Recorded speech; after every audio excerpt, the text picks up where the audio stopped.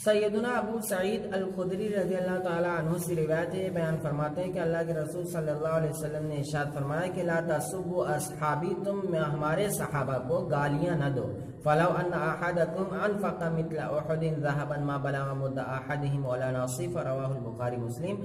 کہ اگر تم میں سے کوئی احد پہاڑ کے برابر بھی سونا خرچ کر دے تو وہ اس کی آدھی مٹھی یا ایک مٹھی یا آدھی مٹھی صدقہ کے برابر بھی نہیں پہنچ سکتا. اسے امام بخاری و مسلم نے روایت کیا. لہذا معلوم ہوا صحابہ کرام کے عمل کی جو فضیلت ہے، اس فضیلت کو پوری امت مل کر اجتماعی طور پر بھی کوئی عمل کرے تو نہیں پہنچ سکتی ہے. تو لہذا صحابہ کرام کی عزت اور ان کی عزت، ان کا وقار، ان کا احترام باقی رہنا چاہیے.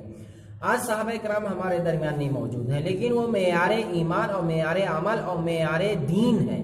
ہم اور آپ کا ایمان اور عمل کیسا ہونا چاہیے؟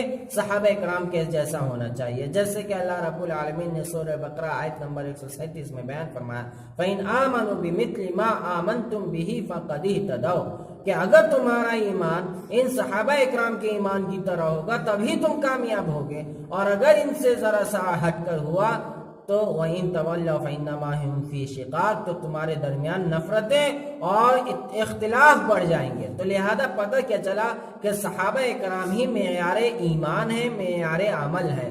تو جو معیار ایمان اور معیار عمل ہیں ان کے بارے میں برا بھلا کہنا تو گویا یہ کہ اپنے دین کو برباد کرنا ہے. ویسے بھی صحابہ اکرام، سارے کے سارے صحابہ اکرام جن لوگوں نے بھی اللہ کے رسول سے ایمان کی حالت میں ملاقات کی اور ایمان پر ہی باقی رہے، وہ سب کے سب جنتی ہیں. سورہ توبہ آیت نمبر 100 میں جیسا کہ اللہ رب العالمین نے واضح کیا.